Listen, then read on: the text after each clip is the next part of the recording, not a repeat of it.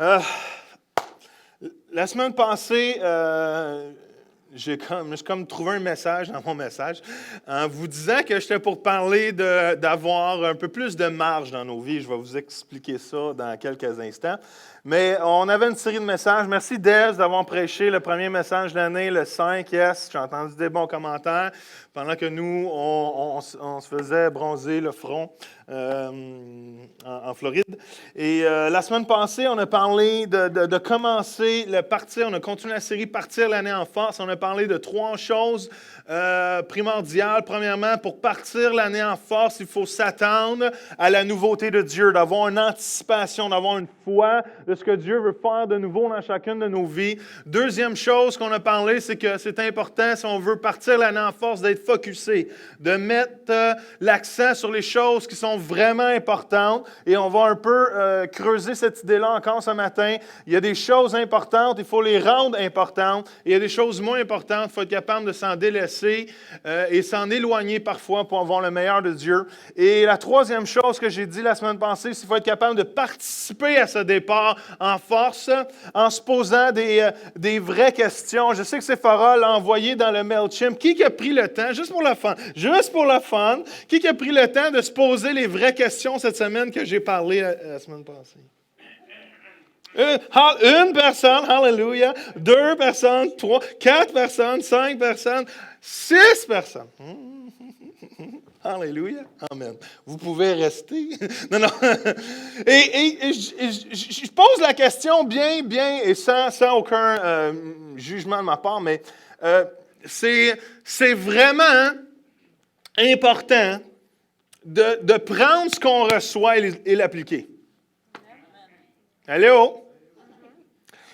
Parce qu'honnêtement, puis je vous dis ça, moi, c'est ma nouveauté en 2014 que je veux de notre part, de ma part. C'est ce qu'on enseigne, on peut se le mettre en pratique.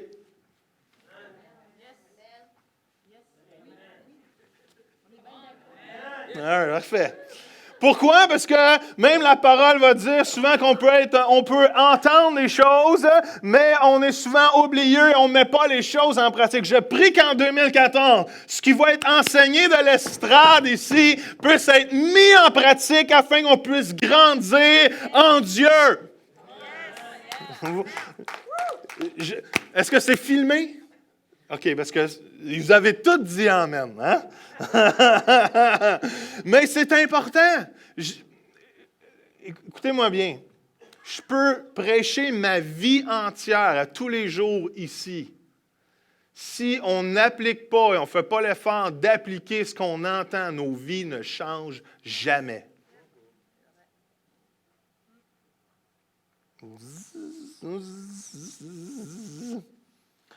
Ça me fait du bien de vous en parler. Mais c'est vrai.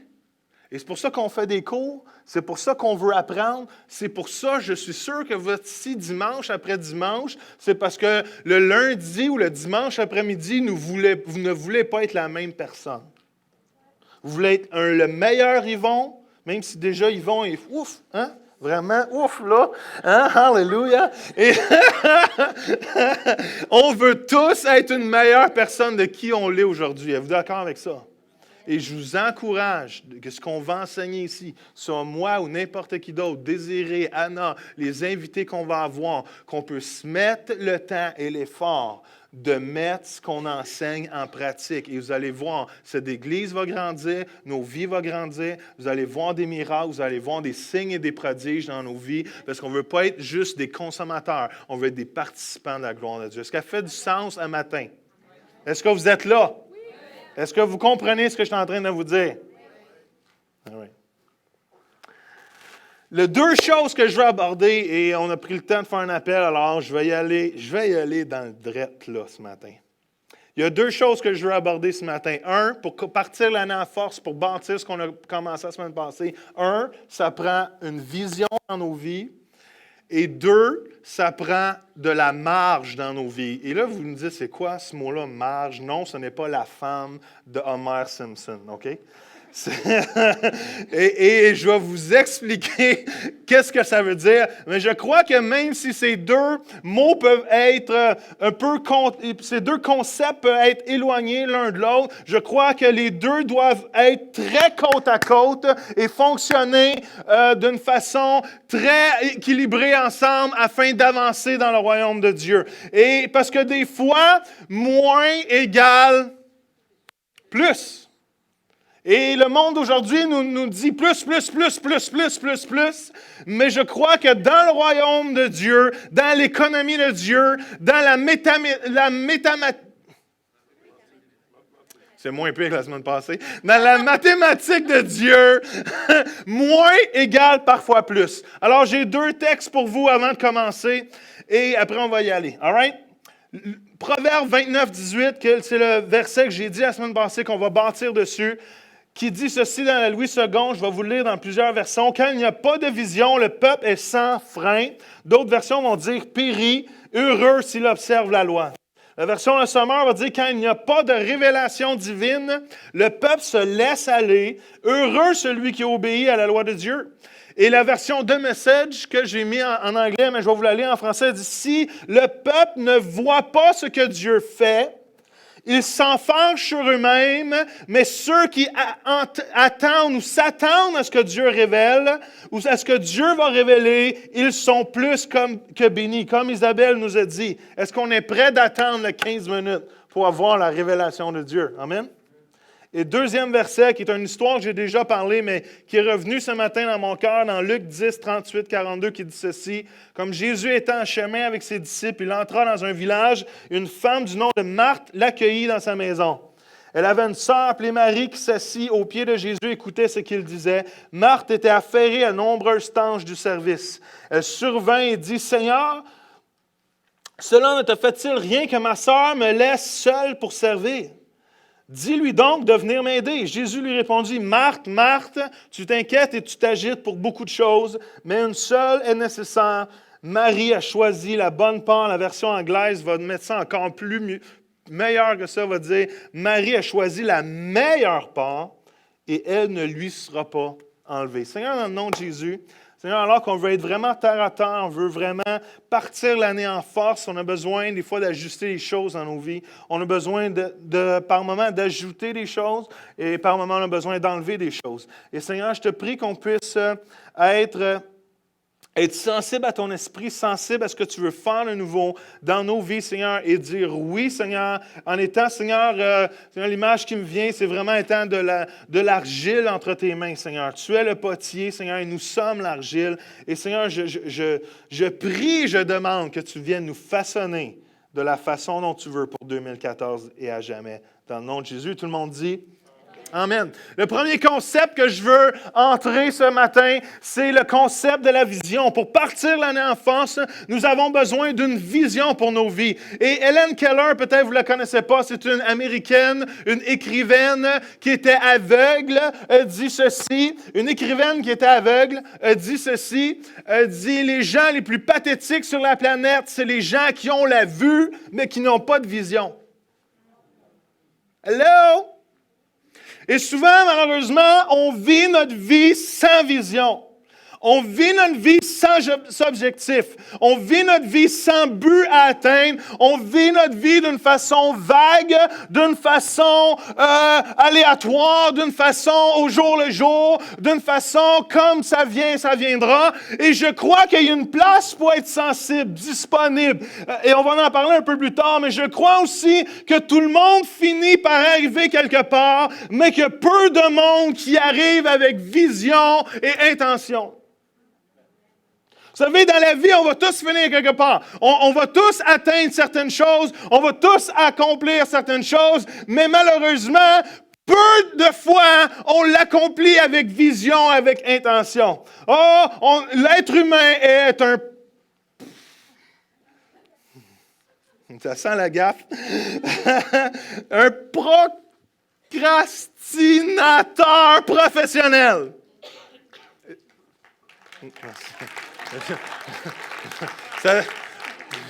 J'aurais même pas dû vous le demander, celle-là.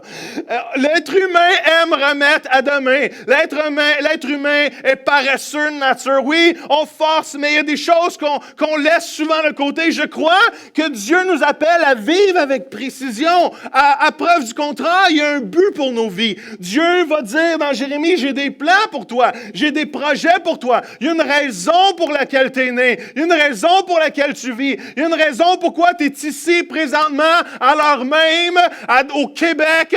Pourquoi tu es un Québécois, Français, ou peu importe de quelle origine, que tu es ici. Il y a des raisons pour cela. Il y a des buts pour cela. Et il y a une vision pour cela. Et je crois qu'en tant qu'enfant de Dieu, on ne doit pas vivre vaguement ou de façon aléatoire ou selon les courants de la journée, mais on doit vivre avec précision, surtout en lignée avec la parole de Dieu. Comment? Ça fait-tu du sens ce matin? Parce que la Bible est claire, quand on n'a pas cette révélation de Dieu, quand on n'a pas cette vision de Dieu, on peut avoir tendance à s'égarer, on peut avoir tendance à périr, on peut avoir tendance à s'enfarger sur nous-mêmes et pas atteindre ce que Dieu a planifié pour chacun de nos vies. Est-ce que vous me suivez? Je crois que le moment que vous avez donné votre vie à Jésus, vous êtes embarqué dans la plus belle aventure que l'être humain ne peut pas vivre. C'est discerner, découvrir la volonté de Dieu, l'accomplir pour sa vie. C'est la plus belle aventure que l'être humain ne peut pas vivre. C'est la joie même de faire ce que notre Père nous demande. Come on. Et il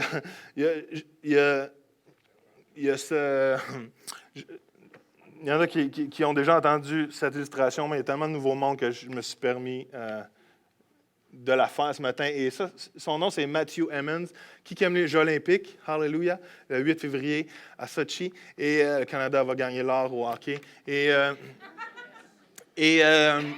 Matthew Emmons participait aux Jeux d'été en Australie, à Sydney. Je crois que c'était en 2000.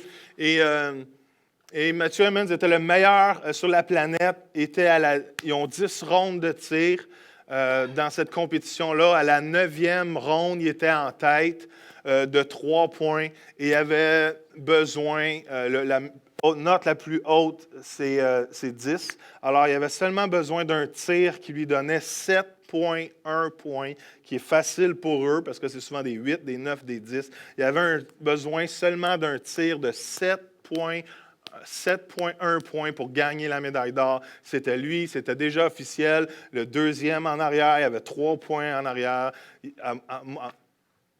Il avait gagné. Alors, il s'installe pour son dernier tir, 10e tir, et il réussit un 8,2. La foule est en délire. La foule est en délire. Tout le monde est content. Il y a juste un petit problème. C'est qu'ils s'aperçoivent que Matthew a visé la mauvaise cible. Et vous voyez ça. Vous n'avez pas remarqué, mais il y a une face d'un gars qui a manqué la cible. et Matthew finit 4e. Il ne gagne aucune médaille. Tout ça juste pour vous expliquer qu'il y a quand même une importance à viser la bonne cible. On peut vivre notre vie, on peut atteindre beaucoup de choses, on peut viser beaucoup de choses dans notre vie, mais est-ce que ce qu'on vise est vraiment ce que Dieu veut qu'on vise pour nos vies? Est-ce que ce qu'on s'enligne vers, est-ce que les destinations vers lesquelles on court sont vraiment les destinations pour lesquelles Dieu nous a créés? Est-ce que vous me suivez ce matin? Et je crois qu'en début d'année, il est toujours important de réitérer ces choses-là et de se poser des vraies questions. Il y a 5 aspects que je trouve qui est vraiment, vraiment important dans nos vies d'avoir la vision de Dieu. Pourquoi? Parce que la vision de Dieu, ce n'est pas juste des activités.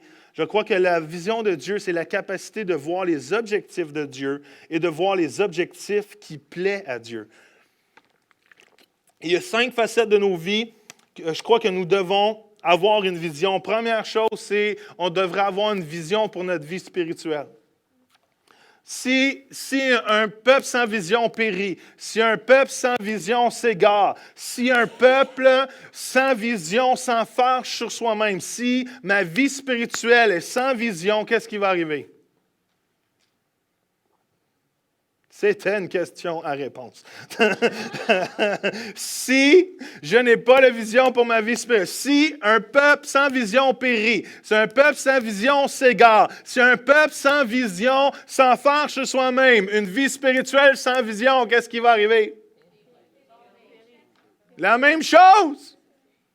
Il ne faut pas s'attendre à des résultats différents. S'il n'y a pas de vision, c'est ce que la parole dit, on s'égare, on est laissé à soi-même, ça n'avance pas, ça ne produit pas, ça n'accomplit pas ce que Dieu veut accomplir. Et c'est pour ça le message de la vision est tellement important dans nos vies. Ma question pour vous ce matin, avez-vous une vision pour votre vie spirituelle? Vous savez, prendre un cours comme on vous a offert tantôt, c'est avoir une vision pour sa vie spirituelle. De s'acheter un livre chez Diffusion Vie ou peu importe, et dire, moi, je vais lire un livre par mois cette année, c'est avoir une vision spirituelle, une vision pour sa vie spirituelle. De dire, je vais mettre à tous les matins, je vais m'acheter un livre de dévotion, je vais prendre 5 minutes et je vais lire ma dévotion, mais c'est juste ça le temps que j'ai, c'est avoir une vision pour ma vie spirituelle. Si je n'ai pas de vision, je vais vivre dans le désert, je vais demander plus souvent qu'autrement, où Dieu est, et je vais demander justement où il est passé. Pourquoi? Dieu n'est pas loin, il est juste là. Il attend juste que tu aies une vision pour ta vie spirituelle. Est-ce que vous me suivez? Deuxième chose, est-ce qu'on a une vision pour notre couple? Et ça, c'est pas toujours évident. On a la vision de se marier, on a la vision d'avoir des enfants, mais est-ce qu'on a une vision pour prendre soin de notre couple aussi? Des fois, on peut s'égarer là-dedans, on peut s'oublier. On a des enfants, c'est les couches, c'est l'école, c'est les devoirs, et souvent, même moi, mon épouse et moi, on se rappelle, on s'oublie.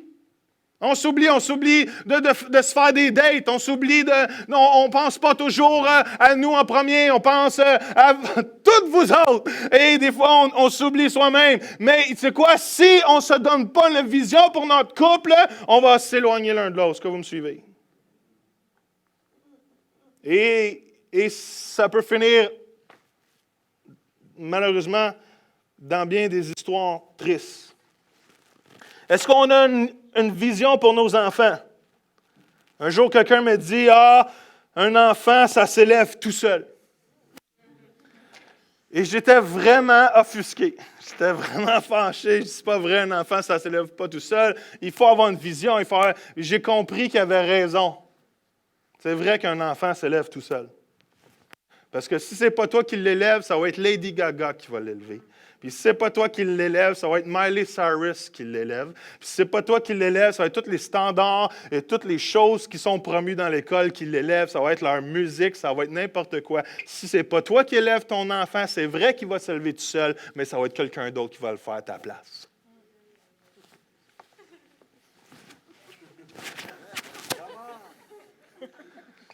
Ça valait le déplacement. Come on! Mes finances, come on! On a tous besoin d'une vision pour nos finances. Pourquoi? Parce que si on ne se crée pas de marge de manœuvre, on va avoir une marge de crédit.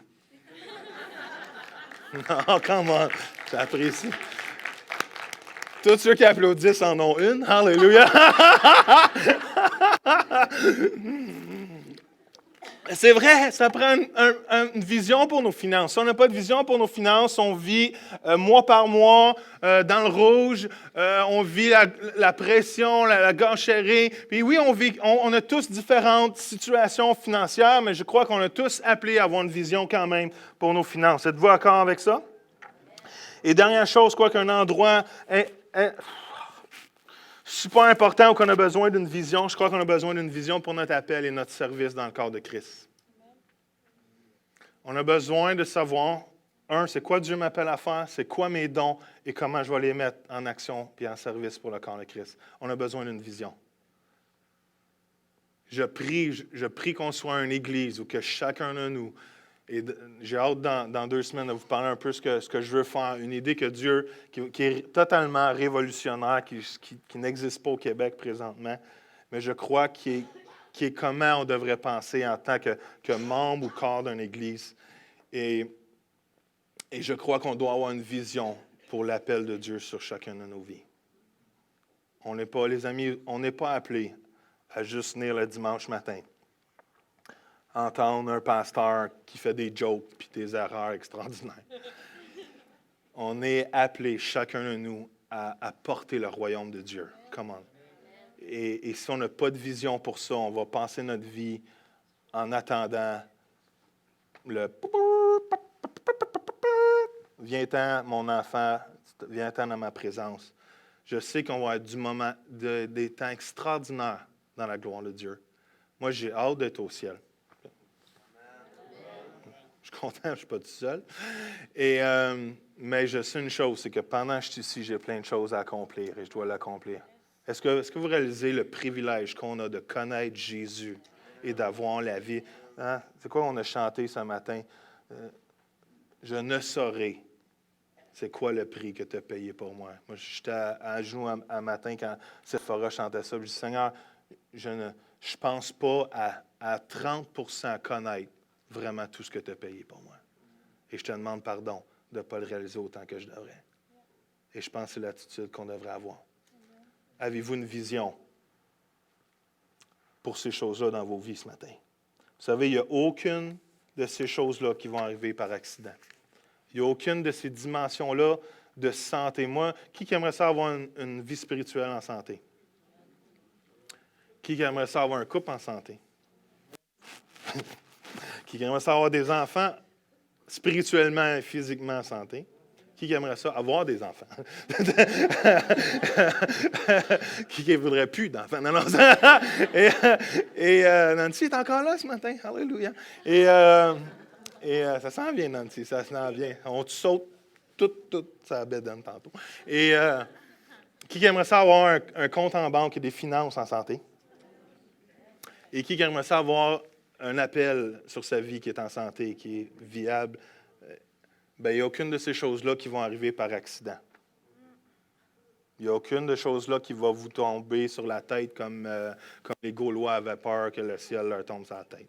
Il n'y a rien de ça qui va arriver si vous ne vous mettez pas à genoux et cherchez la face de Dieu jusqu'à temps que vous entendiez la voix de Dieu et que vous décidez de marcher dedans. Est-ce que ça fait du sens ce que je vous dis ce matin? Pourquoi? Parce que la version de message va dire « Celui qui n'est pas attentif à ma voix va s'enfarger sur lui-même ».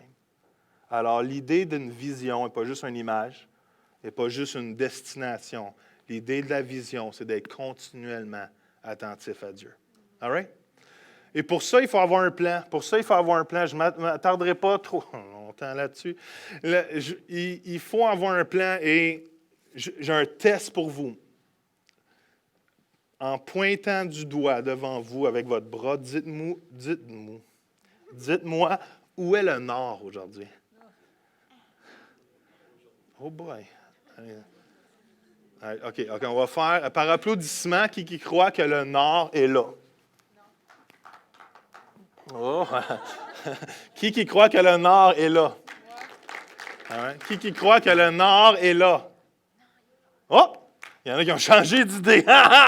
Qui croit que le nord est là? Ouais. Dites merci, Joël. C'est au moins 3 tentatives avant de vous donner la bonne réponse. Comme si, non, oui, il y a eu 3 fois. Le nord est à peu près là. Si on regarde les 4 coins dans lesquels nous sommes. Non, parce que là-bas, c'est l'est. Mais, vous savez, on peut avoir une destination. On s'en va tout au pôle nord. Mais si on ne sait pas comment se rendre dans la bonne direction, on s'entend-tu qu'on risque de finir partout excepté à la bonne place? Alors, ça prend un plan dans la vie. Mais une chose que je veux vous dire, et c'est là qu'était tout le but de mon message, c'est que des fois, le monde aujourd'hui nous parle d'ajouter. Et moi, ce matin, l'idée que je veux vous lancer, c'est d'enlever dans votre vie. Parce que le monde d'aujourd'hui, son effroi, là, nous pousse. Qui sent un peu de stress des fois dans la vie? Qui a souvent cette réflexion-là qui dit « Je suis trop occupé. Je n'ai pas le temps de faire ça, je suis trop occupé. » Allez, soyez honnête. Et pourquoi on a ça? Mais pourquoi est-ce que le monde d'aujourd'hui, la culture d'aujourd'hui, nous pousse toujours à faire plus? On doit l'en ajouter, on doit performer plus, on doit faire plus, on doit agir plus, on doit réussir plus, et c'est toujours plus, plus, plus, plus, plus. Mais je crois que quelque part dans l'économie de Dieu, il y a une place où on devrait faire moins pour faire ce qui est vraiment nécessaire pour la gloire de Dieu. Trop souvent, la chose qui nous manque de plus dans notre vie, c'est de l'espace pour pouvoir accomplir les choses nécessaires. On nous pousse, on se pousse. C'est pour ça, pourquoi vous pensez que les antidépresseurs ou les antistress, c'est la pilule la plus vendue sur la planète? Pourquoi? Parce qu'on vit laissez-moi vous dire, je vais même vous dire quelque chose. Je crois que le rythme de vie que le monde nous demande aujourd'hui, à la limite, n'est même pas biblique. Je crois que le rythme de vie, à gauche, à droite, activité, il faut que les enfants fassent de la danse, de la flûte, du baseball, du hockey. Ils doivent tout faire. Il faut les mettre dans toutes les activités. À Noël, c'est ma tante, c'est mon oncle, c'est grand-papa, c'est grand-maman. On revient des vacances de Noël, on est bien plus épuisé qu'avant de rentrer dedans. Et ce monde nous demande un rythme effréné qui, à la limite, n'est même pas soutenable. Et je crois qu'il faut être capable, dans notre vie d'aujourd'hui, d'avoir une marge dans nos vies. Je vais vous expliquer. Et je prie que ce concept rentre dans vos vies. Je prie que ce concept puisse vraiment faire un œuvre extraordinaire. L'idée d'une marge, c'est le montant disponible au-delà de ce qui est nécessaire. Pourquoi souvent on va dire... Souvent, on va dire « Ah, je suis à... » Si vous la connaissez, c'est parce que vous l'êtes dit. « Ah, je suis à bout. » Et souvent, on rajoute tellement de choses, on ajoute tellement de choses dans nos vies qu'on se met à bout, on tombe dans la dépression, on tombe dans... Et il n'y a personne qui est mal intentionné, il n'y a personne qui veut ça, mais le train de vie que la vie nous demande aujourd'hui, le travail, le boulot, les enfants, les activités. Dans le temps, c'était fermé le dimanche, les centres d'achat. Les restaurants étaient fermés le dimanche. On est allé dans, juste pour faire une parenthèse, on est allé dans une chaîne de restaurants aux États-Unis qui s'appelle Chick-fil-A. Est-ce qu'il y en a qui connaissent la chaîne de restaurants Chick-fil-A? C'est fort rare, mais c'est... Qui va aux États-Unis? et ils font du poulet et le propriétaire est chrétien. Et tous les Chick-fil-A sont fermés le dimanche. Il y a tellement des gens qui sont frustrés de ne pas pouvoir manger leur Chick-fil-A le dimanche, qui font des protestations avec des panneaux devant les Chick-fil-A pour qu'ils soient ouverts le dimanche. Mais les Chick-fil-A sont fermés le dimanche, resteront probablement fermés à vie, jusqu'à temps que ce propriétaire, du moins, soit vivant, fermé le dimanche. Et cette chaîne de restaurants-là fait autant d'argent que McDo, Burger King ou whatever. Mais eux autres sont fermés une journée de moins par semaine. Parce que lui a dit, moi, je vais honorer la journée du Seigneur.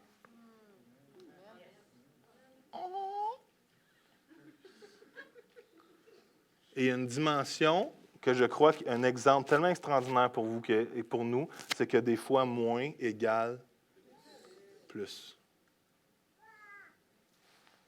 La marge dans nos vies, c'est la différence entre ce que tu as et ce que tu as vraiment besoin.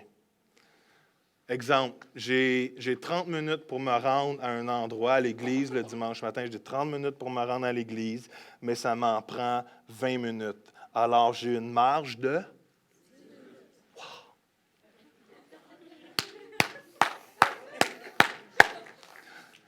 J'ai 100 $ dans ma poche et j'ai 80 $ de facture. J'ai une marge de...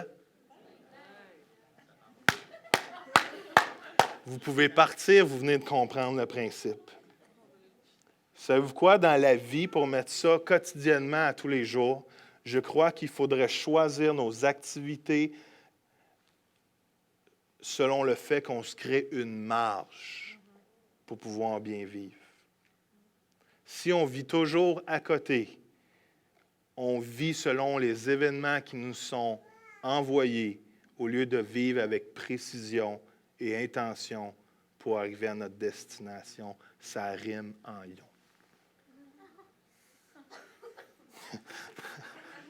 Merci, chérie, de rire, j'apprécie. Toi aussi, tu ris. Deux qui rient. Alléluia.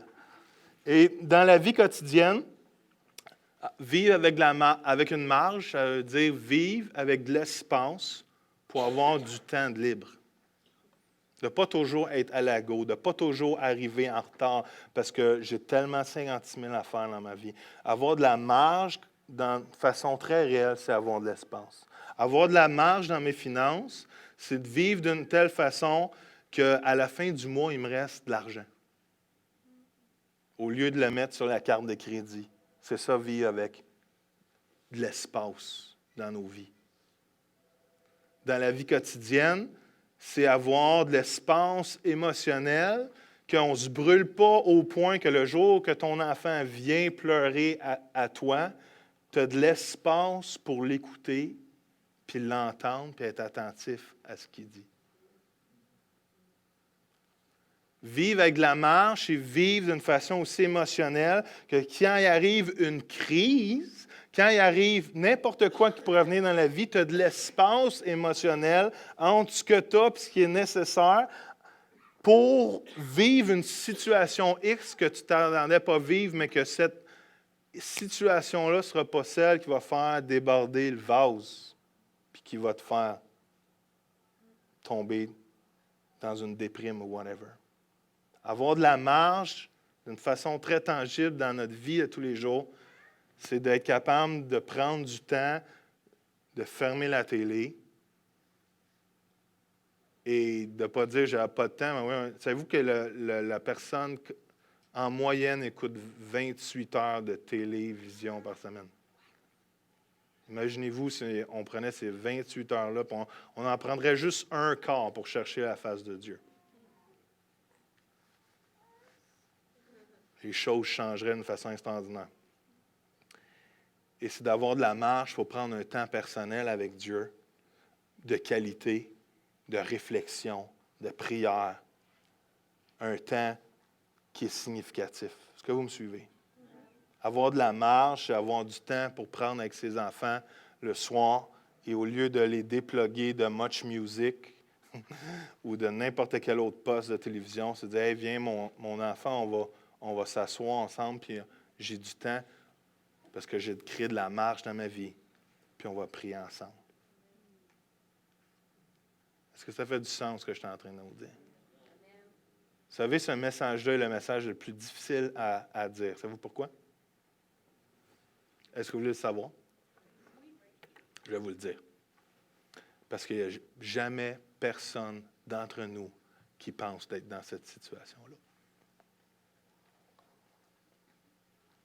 On pense tous qu'on a l'affaire. On pense tous que notre vie, non, est correcte, est correcte, est correcte. Mais si on se pose des vraies questions, est-ce qu'on est capable d'avoir moins pour avoir plus?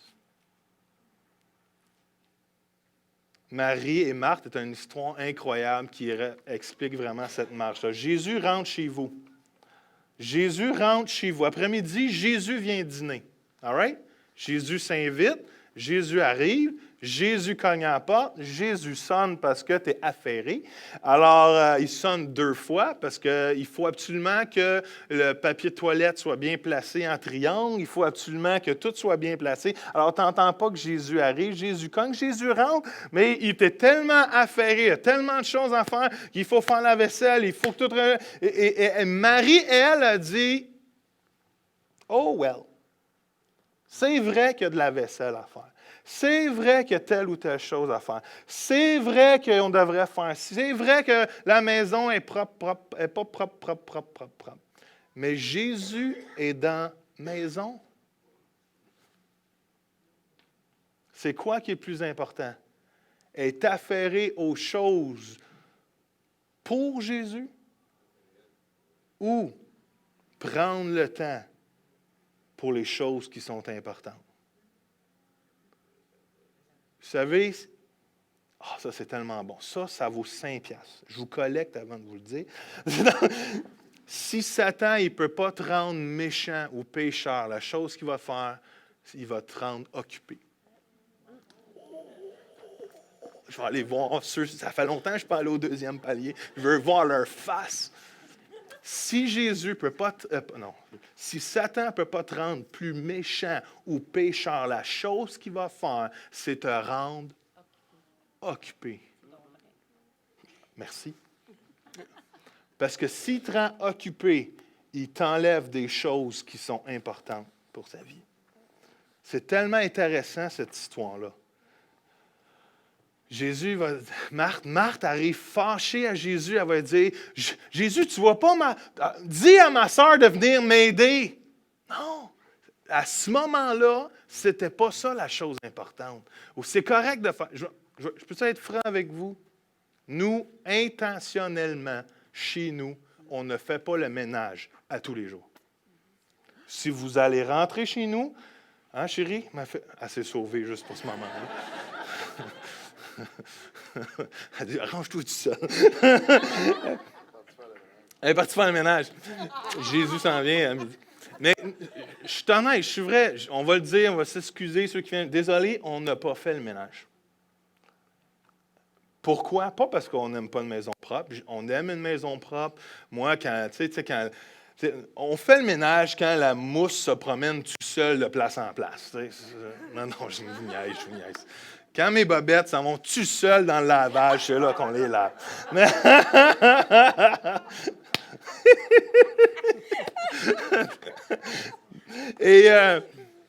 Mais on aime le ménage, on veut faire du ménage, on croit qu'une maison devrait être propre, mais intentionnellement, il y a des moments où ce n'est pas la priorité. Pourquoi?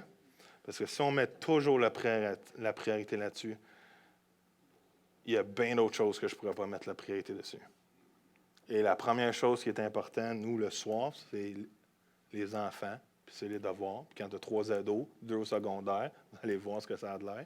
C'est des devoirs. Tu te rappelles de toutes tes mathématiques, de toutes tes sciences. Ton français revient, ton anglais revient, ta géographie revient. Tout revient. Et on prend du temps pour les coucher. On prend du temps pour prier avec eux, pour lire la Bible avec eux. Pour moi, c'est plus important que ma maison soit spick and span. Vous la connaissez, cette annonce-là. Intentionnellement, je crée de la marge dans ma vie.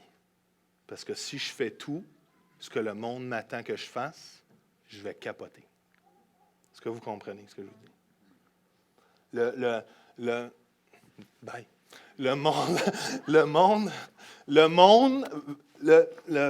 Le monde désire toujours nous amener vers ce que la culture du monde croit ou propage. Êtes-vous d'accord avec ça? Vivre nos vies aujourd'hui, là, je vais être franc avec vous, c'est comme avoir un char désenligné. Est-ce que vous avez déjà conduit un auto avec les roues désenlignées? Hein? Il y en a qui disent, non, moi, mon auto est toujours spick and span, toujours quand. Mais quand vous avez des roues désenlignées, c'est quoi ça fait? Hein? Ça nous tire toujours d'un bord. C'est quoi qu'il faut faire? Raide. Oui. Toujours, soit ça, c'est le monde. Le monde, même Romains 12:2 va dire ceci, ne vous conformez pas au siècle présent. Le monde veut nous conformer. Ah ouais, vas-y, go! Toutes les activités, toutes les choses à faire. Il faut tout faire. Plus. Non, Dieu dit, même la parole de Dieu va dire, large est le chemin. Hein? Il est rempli, il y a beaucoup de choses. Large est le chemin qui amène à la perdition, mais quoi? Étroit est le chemin qui amène à la vie. On ne peut pas tout accepter dans nos vies. On ne peut pas tout avoir dans nos vies.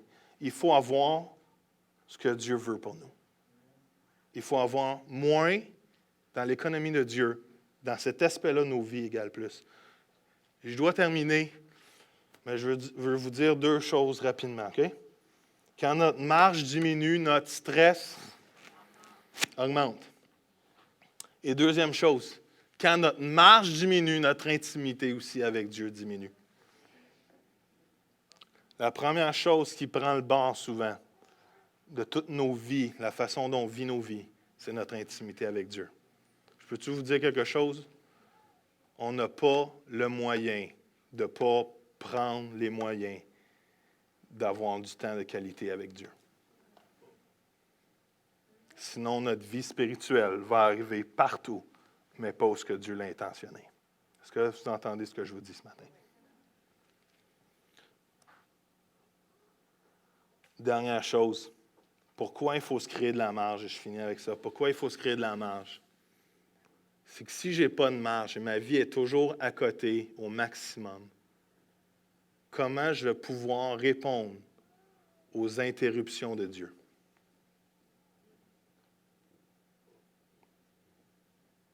Je vais le répéter parce que je pense que vous n'avez pas compris. Si je ne vis jamais avec de la marge dans ma vie, si je suis toujours le travail à côté, 70 heures par semaine, les activités, patati patata, là. Si je n'ai pas de marge, si je suis toujours trop occupé, toujours trop stressé, je n'ai pas le temps. Pourrais-tu m'aider? Non, j'ai pas. Tu peux-tu prendre un peu de temps avec moi? Non, j'ai pas de temps pour ça.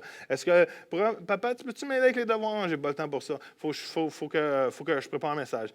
Si je suis toujours sans marge, parce que tout qui rentre dans ma vie, je l'accepte,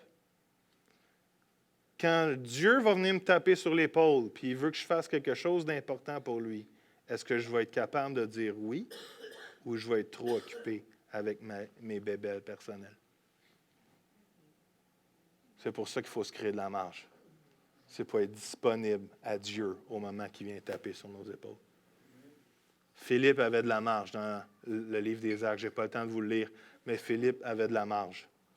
Un jour, Dieu est venu taper sur l'épaule de Philippe et a dit, Philippe, va dans le désert, là, attends-moi là. Il n'y a rien dans le désert. Dieu, non, va dans le désert, attends-moi là. Et pendant ce temps-là, Dieu est en train de préparer le cœur d'un Éthiopien et qui est en train de lire la parole de Dieu. Et quand Philippe était rendu dans le désert, Dieu a dit à Philippe, « Hey, tu vois le gars là-bas, va y parler. » Et quand Philippe est arrivé, il s'est aperçu qu'il était en train de lire le livre d'Ésaïe. Philippe, il a parlé de Dieu. Et vous savez, cet Éthiopien-là a amené le réveil dans son pays. Si je n'ai pas de marge dans ma vie, comment vous pensez que je vais pouvoir répondre aux interruptions de Dieu pour ma vie? Je n'aurai pas de place pour Dieu.